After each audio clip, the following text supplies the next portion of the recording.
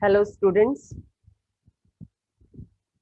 Content analysis यानी अंतर्वस्तु विश्लेषण पर हमारी चर्चा चल रही थी और शोध की एक तकनीक के रूप में अंतर्वस्तु विश्लेषण का प्रयोग कैसे किया जाता है, क्या उसके स्टेप्स होते हैं और कंटेंट एनालिसिस की उसकी क्या खासियत होती है, विशेषता होती है, इस पर हमने चर्चा की थी कि कैसे जब तथ्य इकट्ठा हो जाते हैं शोधकर्ता के पास विभिन्न प्रविधियों के माध्यम से, तो उन तथ्यों की व्याख्या कैसे की जाती है, कैसे उनका वर्गीकरण किया जाता है, कैसे कोडिफिकेशन किया जाता है, संकेतीकरण किया जाता है, ताकि वो तथ्य सार्थक बन सके, महत्वपूर्ण बन सके शोध कार्य की दृष्टि से और उनके आधार पर किन्हीं निष्कर्षों तक पहुंचा जा सके।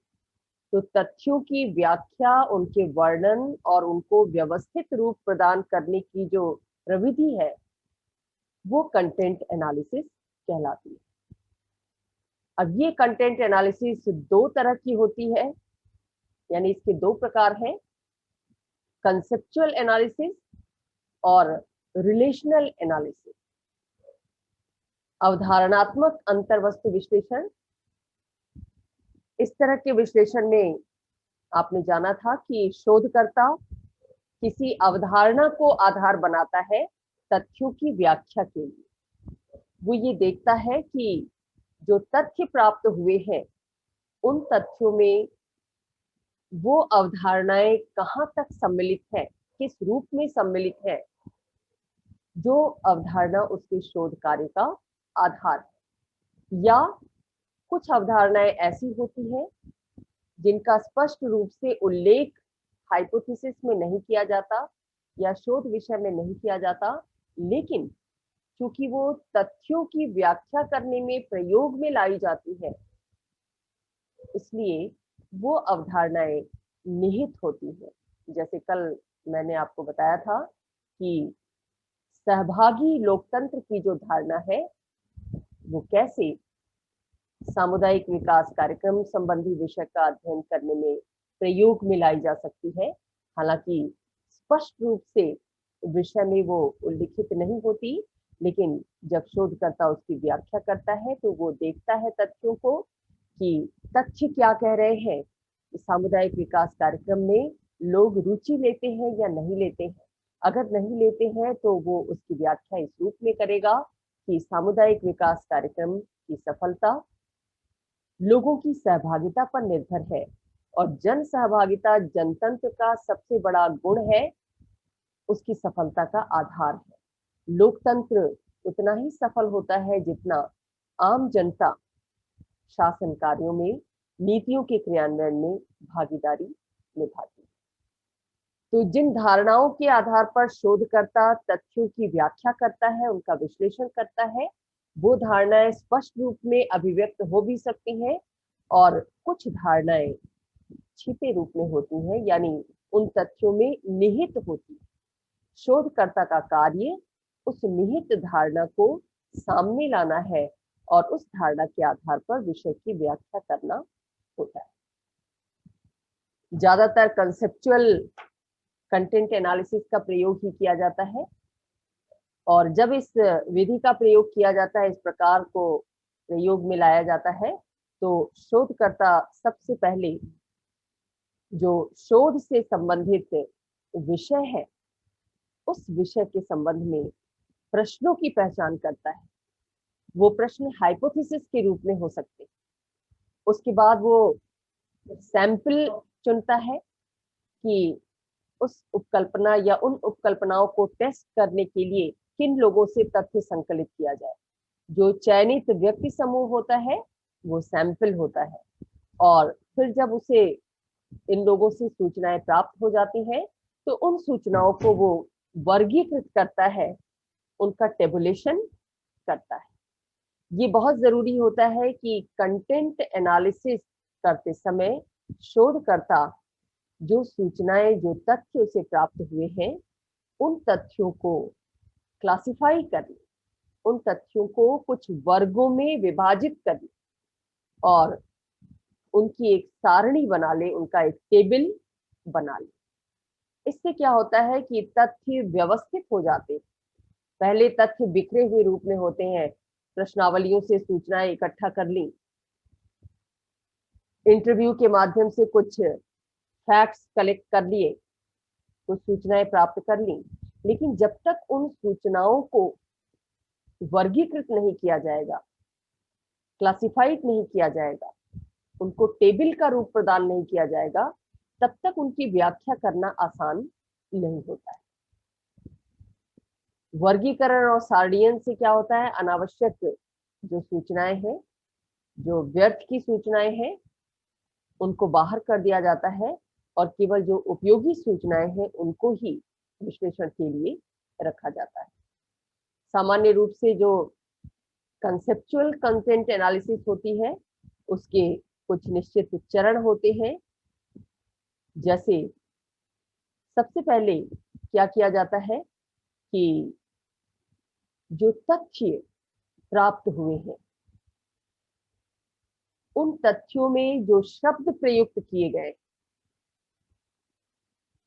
प्रश्नावली में उसका उत्तर लिखते समय उत्तरदाता के द्वारा कई शब्दों का प्रयोग किया जाता है, या खुद शोधकर्ता ने प्रश्नावली का निर्माण करते समय जिन शब्दों का प्रयोग किया है, जिन वाक्यों का प्रयोग किया है, जिन धारणाओं का प्रयोग किया है, सबसे पहले उनकी व्याख्या की जाती है कि इस शब्द का क्या मतलब है, इस शब्द में कौन सा भाव जुड़ा हुआ है, इस वाक्य से क्या अर्थ निकलता है, या इस वाक्य समूह से क्या अर्थ निकलता है। तो कंटेंट एनालिसिस करने का प्राथमिक स्तर ये है कि प्रयुक्त शब्दों, शब्द भावों, वाक्यों और वाक्य समूहों या धारणाओं की व्याख्या की जाए, उनके स्तर का निश्चय किया जाए कि किस शब्द का मतलब क्या है, और वो शब्द जितनी बार तथ्यों में आएगा, इसका मतलब कि वही अर्थ लगाया जाएगा जो शोधकर्ता ने उसका अर्थ निश्चित किया है।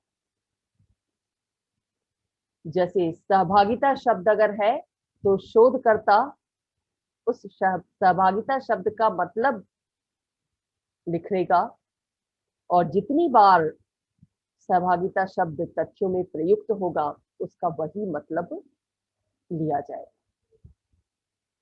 इससे क्या होता है, कंफ्यूजन की स्थिति नहीं रहती है, भ्रम की स्थिति नहीं रहती है। किसी उत्तरदाता ने अपने उत्तर में अगर इस शब्द का प्रयोग किया, दूसरे उत्तरदाता ने भी उसी शब्द का प्रयोग किया, तो शोधकर्ता उन सभी के उत्तरों में निहित इस शब्द का मतलब एक ही समझेगा जो उसने निर्धारित किया है व्याख्या करने के दौरान। या कोई वाक्य अगर बार बार किसी तथ्य में, किसी उत्तरदाता के उत्तर में प्रयुक्त हो रहा है, बहुत सारे उत्तरदाताओं के उत्तर में सेम वाक्य प्रयुक्त हो रहा है, तो उस वाक्य का क्या मतलब होगा, इसको भी तय कर लेता है शोधकर्ता विश्लेषण करते समय। या कोई धारणा प्रयुक्त हुई है, तो उस धारणा का क्या मतलब है, कौन से पक्ष को लिया गया है शोध कार्य में, इसको भी शोधकर्ता इसका भी अर्थ निश्चित कर लेता है। दूसरे स्तर पर क्या होता है, संकेतीकरण किया जाता है। हर सूचना को एक संकेत प्रदान किया जाता है, एक कोड प्रदान किया जाता है, और उनकी संख्या निश्चित करके उन्हें वर्गीकृत कर लिया जाता है। जैसे एग्जाम्पल के तौर पर आप इस डायग्राम को देख सकते हैं, जिसमें जो मूल्य है, जो विचार है, जो धारणा है, प्रोडक्ट इनोवेटिवनेस, अगर किसी उत्पाद के विषय में लोगों की प्रतिक्रिया जानने के लिए कोई सर्वेक्षण किया गया है, तो उसके लिए जो तथ्य संकलित किए गए हैं उन तथ्यों में एक तथ्य है कि वो प्रोडक्ट कितना नवीन है, इनोवेटिव है, नवीनता का गुण उसमें कितना ज्यादा है। तो इस नवीनता के भाव को प्रदर्शित करने के लिए एक कोड लिख लिया गया H1 माइनस।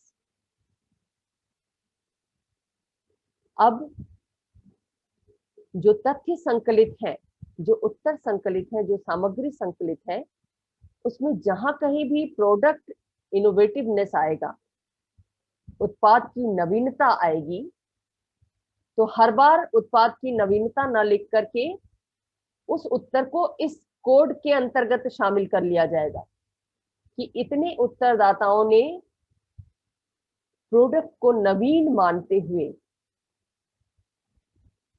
अपना उत्तर दिया है। तो प्रोडक्ट की नवीनता से संबंधित जो भी उत्तर होंगे उसको इस कोड के अंतर्गत वर्गीकृत कर दिया जाएगा। इसी तरह से जो दूसरा वैल्यू होगा, जो तथ्य होगा विषय से संबंधित, कि इंस्टीट्यूशनलाइज्ड रेगुलेशन, संस्थागत नियमन, किसी प्रोडक्ट को बनाने में, उसको तैयार करने में, उसे बाजार तक लाने में जो यहाँ कोई चद्दर वद्दर चौथी पड़ी तक दो, जो संस्था है उसका रेगुलेशन, उसका नियम कहाँ तक प्रभावी है। तो रेगुलेशन से संबंधित जो भी तथ्य आएंगे उनको H2 माइनस कोड दिया गया है और इससे संबंधित तथ्यों को इस वर्ग में वर्गीकृत कर लिया जाएगा। इसी तरह से सिस्टम इंटीग्रेटर से रिलेटेड जो भी तथ्य है कि कैसे प्रोडक्ट को बनाते समय सिस्टम कार्य कर रहा है, सिस्टम की इंटीग्रिटी, एकात्मकता, एकीकरण किस रूप में है, इससे संबंधित तथ्यों को H3 प्लस कोड प्रदान किया गया और जो भी संबंधित सूचनाएं होंगी उसको इस कैटेगरी में वर्गीकृत किया जाएगा। इसी तरह से जो एडमिनिस्ट्रेटिव रेगुलेशन है, उद्योगों के ऊपर प्रशासन का जो नियमन है, प्रशासन के जो नियम कानून लागू होते हैं वो कितने प्रभावी हैं, वो उस प्रोडक्ट को कितना प्रभावित कर रहे हैं, कैसे प्रभावित कर रहे हैं, इससे संबंधित सूचना को H4 प्लस कोडिंग प्रदान की जाएगी। तो ये कोडिंग का तरीका होता है और जब विश्लेषण किया जाता है विषय का प्राप्त तथ्यों के आधार पर, तो उन तथ्यों को कोडिफाई कर दिया जाता है, उन तथ्यों को एक संकेत प्रदान कर दिए जाते हैं ताकि शोधकर्ता के लिए विश्लेषण कार्य में आसानी हो जाए। तो सबसे पहले तो वो शब्दों, धारणाओं, वाक्यों का अर्थ तय करता है, निश्चित करता है। उसके बाद प्राप्त सूचनाओं को संकेतबद्ध करता है और उन्हें कुछ निश्चित वर्गों में बांट लेता है। हालांकि जब वो वर्गीकरण कर रहा होता है तथ्यों का, तो उसमें एक फ्लेक्सिबिलिटी रखता है, एक लचीलापन रखता है, ताकि वर्गों में जो क्लासिफाई किया गया है सूचनाओं को, जरूरत पड़ने पर एक सूचना या एक तथ्य को दूसरे वर्ग में भी हस्तांतरित किया जा सकता है। लचीलेपन का मतलब ये होता है। तीसरे स्तर पर वो निश्चित करता है कि जो प्राप्त तथ्य है उसमें किस धारणा की मौजूदगी, कौन सी धारणा को इंगित करते हैं वो तथ्य। क्या शोधकर्ता ने उपकल्पनाएं बनाते समय जिस धारणा को केंद्र में रखा है उसी धारणा को उत्तरदाता भी केंद्र में रखकर अपने उत्तर दे रहे हैं, या उसी धारणा पर आधारित है तथ्य जो इंटरव्यू से संकलित किए गए हैं या जो हिस्टोरिकल रिकॉर्ड से संकलित किए गए हैं, या रिकॉर्ड्स से प्राप्त तथ्य किसी और धारणा को बताते हैं, किसी और धारणा की तरफ संकेत करते हैं। इस बात का निर्धारण कर लिया जाता है शोधकर्ता के द्वारा तीसरे स्तर पर। और वो ये भी देखता है कि जो धारणा तथ्यों में दिखाई दे रही है, प्रदर्शित हो रही है, उसकी पुनरावृत्ति कितनी बार हुई है। क्या एक से अधिक उत्तरदाताओं ने उसी धारणा को केंद्र में रखकर अपने विचार दिए हैं, या अलग अलग उत्तरदाताओं की धारणा अलग अलग है। अलग अलग उत्तरदाता अलग अलग धारणाओं को ध्यान में रखकर उत्तर प्रदान किए। एक धारणा जो एक उत्तरदाता के द्वारा केंद्र में रखकर उत्तर दिया गया है, तथ्य दिए गए हैं, क्या बार बार उसका रिपीटिशन अन्य उत्तरदाताओं में हो रहा है? अगर हो रहा है तो कितनी बार उसकी पुनरावृत्ति हो रही है? कई बार अगर पुनरावृत्ति हो रही है, इसका मतलब है कि वो धारणा महत्वपूर्ण है। व्याख्या करते समय शोधकर्ता को उस धारणा पर अपना ध्यान केंद्रित करना चाहिए, या उसके विषय में अन्य माध्यमों से भी सूचनाओं को वेरीफाई करने की कोशिश करनी चाहिए, सत्यापित करने की कोशिश करनी चाहिए। चौथे स्तर पर वो निश्चित करता है कि तथ्यों में जो धारणाएं व्यक्त की गई हैं, बहुत सारे उत्तरदाताओं ने उत्तर दिया है प्रश्नावली के माध्यम से, अनुसूची के माध्यम से, या फिर साक्षात्कार के माध्यम से, तो उनमें जो धारणाएं व्यक्त की गई हैं, उन धारणाओं में क्या भिन्नता है? क्या एक ही धारणा को विभिन्न उत्तरदाताओं के द्वारा एक ही भाव में ग्रहण किया गया है, उस आधार पर उत्तर दिया गया है, या अलग अलग उत्तरदाताओं के उत्तरों में जो धारणा प्रयोग में लाई गई है, उसका अलग अलग मतलब ये भी निश्चित किया जाता है कंटेंट एनालिसिस के दौरान। क्या, जैसे एग्जाम्पल के तौर पर, सहभागिता का मतलब हर उत्तरदाता एक ही जैसा ले रहा है, या अलग अलग उत्तरदाता के लिए सहभागिता का मतलब अलग अलग होता है।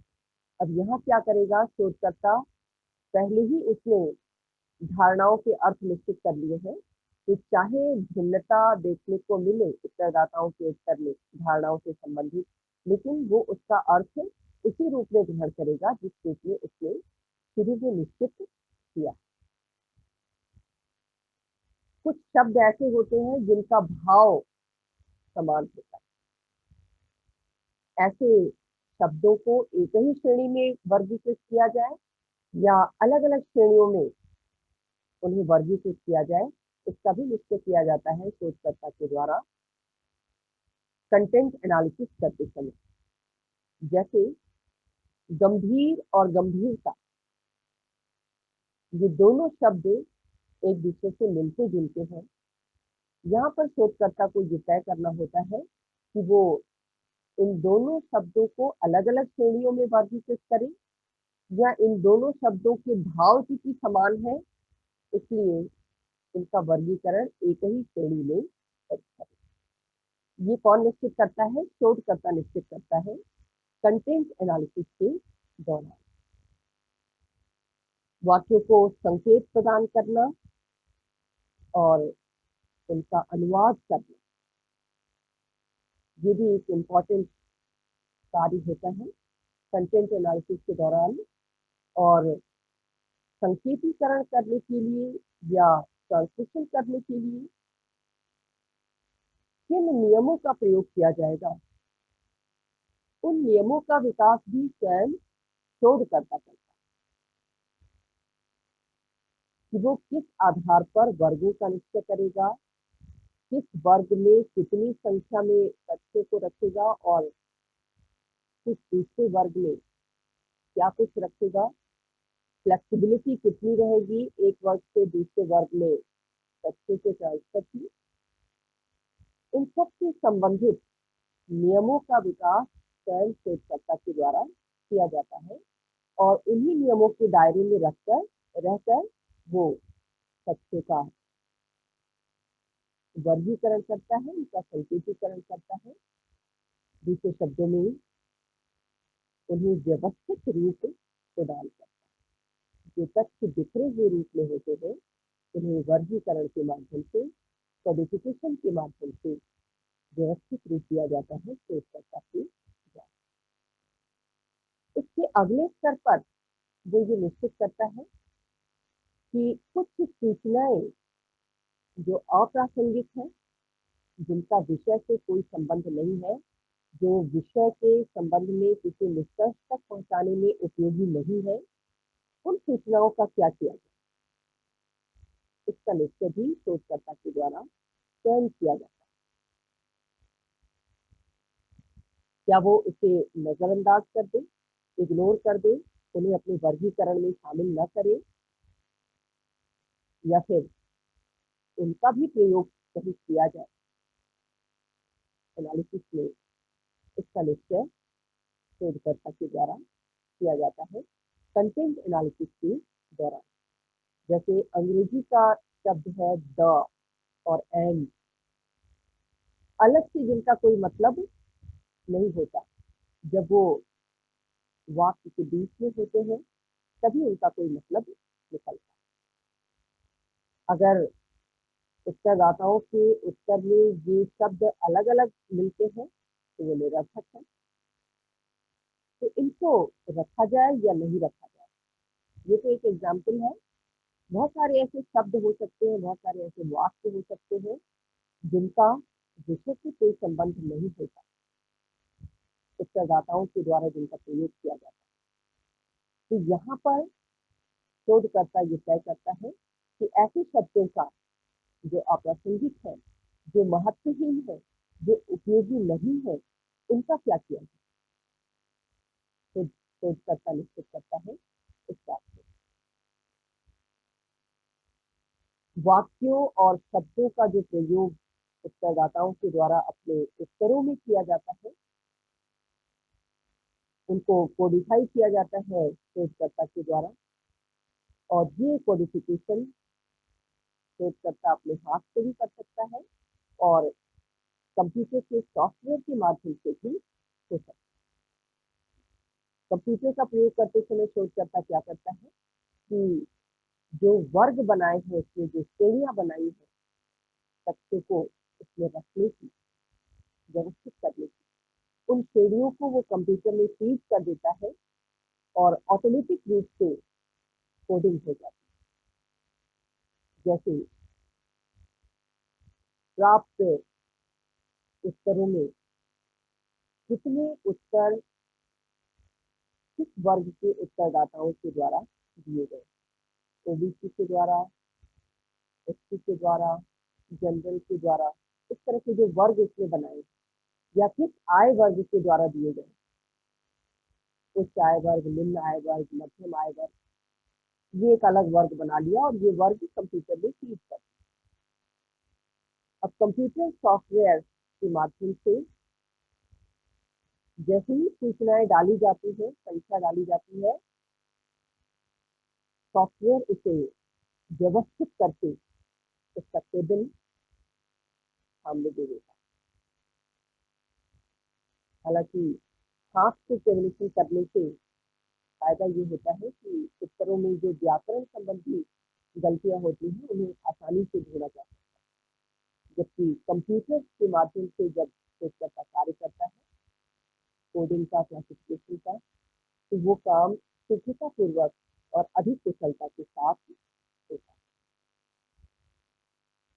लास्टली, जब कॉन्सेप्चुअल कंटेंट एनालिसिस होती है तो उसके अंत में शोधकर्ता क्या करता है, उन उत्तरों से जो परिणाम प्राप्त होते हैं उनको विश्लेषित करते हुए किन्हीं निश्चित निष्कर्षों तक, किन्हीं सामान्यीकरण तक पहुंचता है।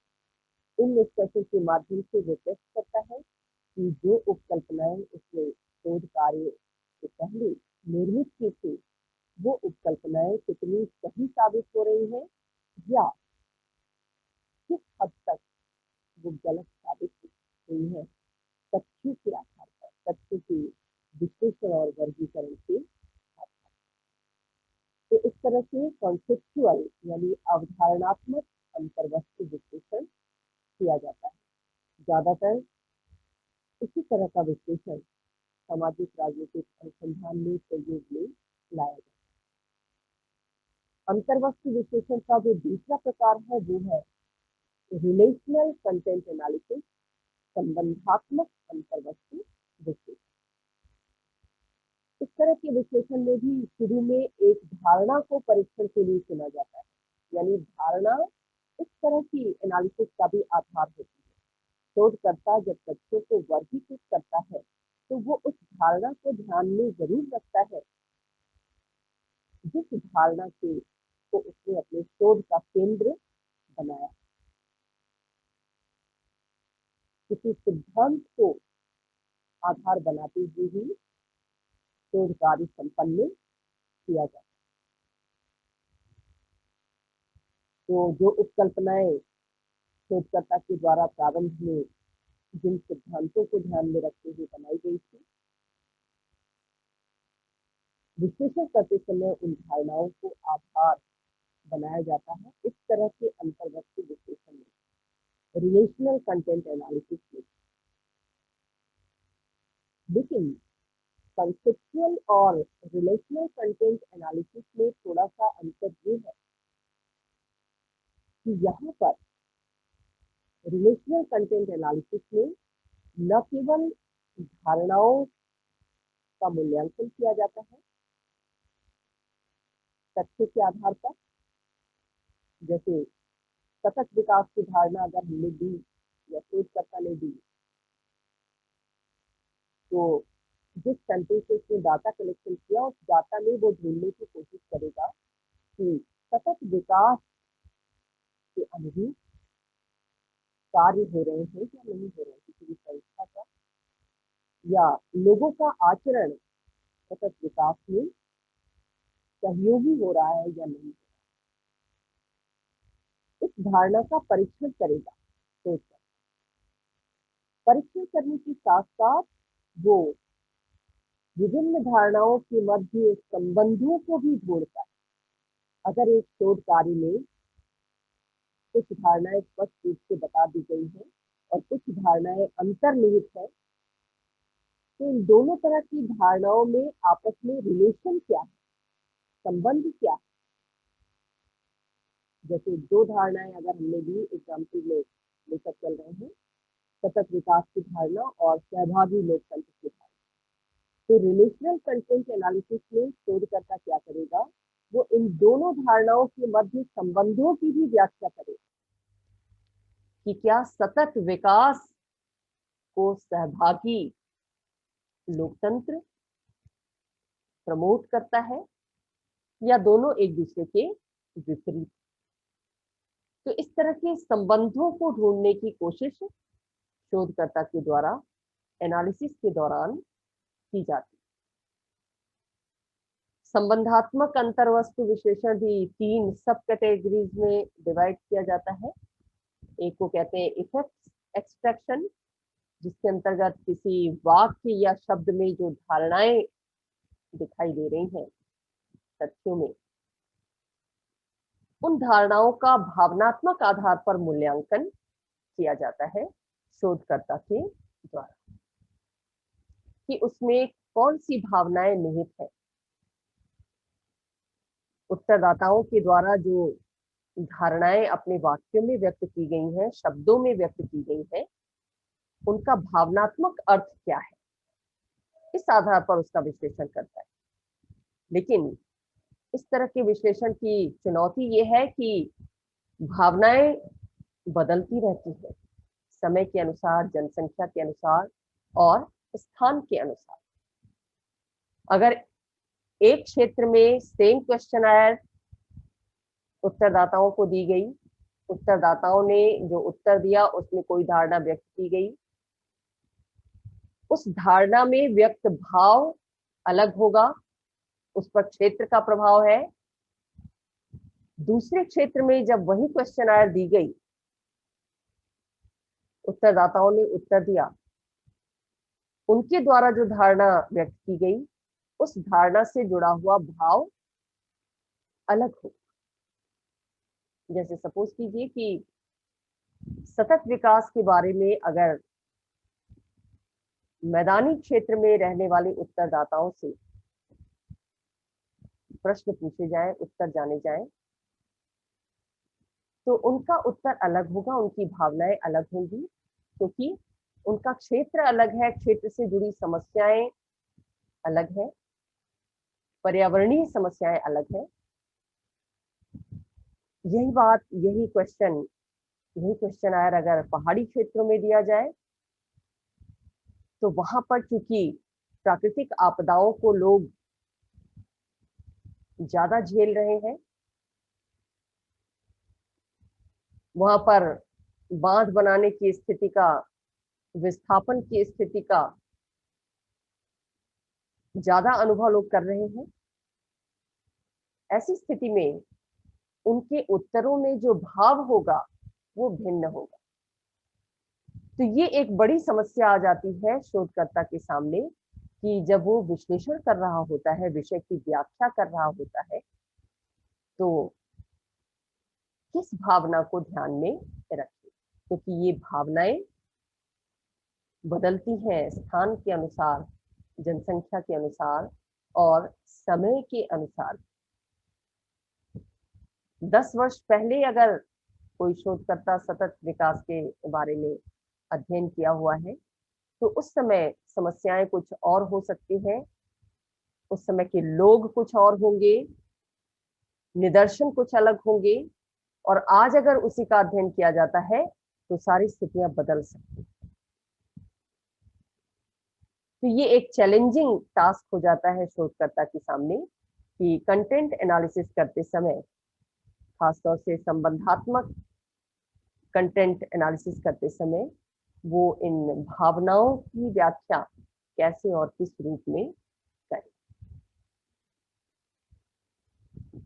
दूसरी सब कैटेगरी है जिसको कहते हैं प्रॉक्सिमिटी एनालिसिस। इसमें क्या किया जाता है, जो शब्द होते हैं तथ्यों में व्यक्त, या जो वाक्यांश होते हैं, उसमें साथ साथ कई बार 2 या 3 धारणाएं प्रदर्शित होती हैं। उन धारणाओं का मूल्यांकन किया जाता है। इस तरह की एनालिसिस में शोधकर्ता क्या करता है कि धारणाओं का एक समूह बना लेता है कि जितनी भी धारणाएं व्यक्त की गई हैं, इस धारणा का ये ग्रुप है, दूसरी धारणा का ये दूसरा ग्रुप है, तीसरी धारणा का ये तीसरा ग्रुप है। उसके बाद उन सब का क्लासिफिकेशन उन्हीं वर्गों के अंतर्गत करता है और एक एक करके संपूर्ण जो तथ्य है उनके अर्थ को स्पष्ट करता है कि इन उत्तरदाताओं ने इस धारणा के विषय में ये विचार दिया, इन उत्तरदाताओं ने ये विचार दिया, इन्होंने ये विचार दिया। तीनों के विचारों में संबंध दर्शाते हुए वो उसकी व्याख्या करेगा। अब जैसे मान लीजिए कि भूमि अधिग्रहण के प्रश्न पर, ग्रेटर नोएडा में भूमि अधिग्रहण के प्रश्न पर, मुआवजे के प्रश्न पर बहुत ज्यादा वाद विवाद हुआ किसानों और अथॉरिटी के मध्य, प्रशासन के मध्य। किसानों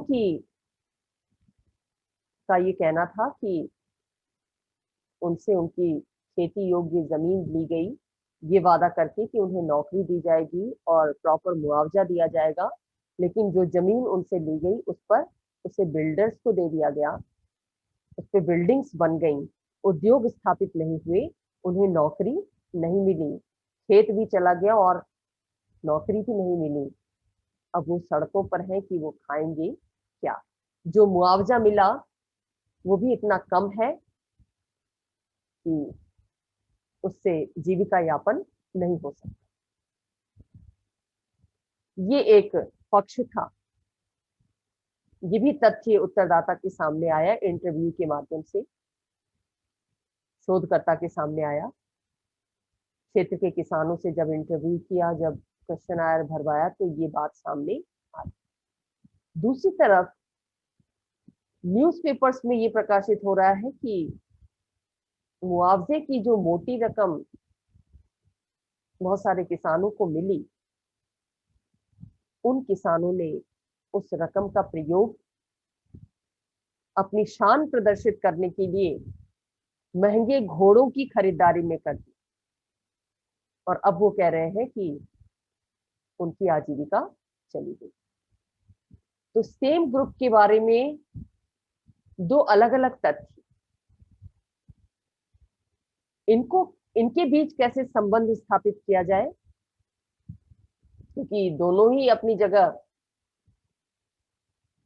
अपनी दृष्टि से बात कह रहे हैं, लेकिन किसानों की बात कहाँ तक सच है, इसको वेरीफाई करने के लिए अन्य संसाधनों का, अन्य तरीकों का भी प्रयोग किया गया। उसमें न्यूज़पेपर की न्यूज भी आई, और साथ में शोधकर्ता ने उस न्यूज को वेरीफाई करने के लिए उन घरों में भी विजिट किया जहां पर घोड़े खरीदे गए, और तब जाकर उसका निष्कर्ष निकलता है कि यहाँ पर किसानों का ये कहना उचित नहीं है कि मुआवजे की धनराशि उचित नहीं थी, और नौकरी का वादा किया गया था, लेकिन नौकरी न मिलने से वो आजीविका विहीन हो गए। तो इस तरह से इस तथ्य की व्याख्या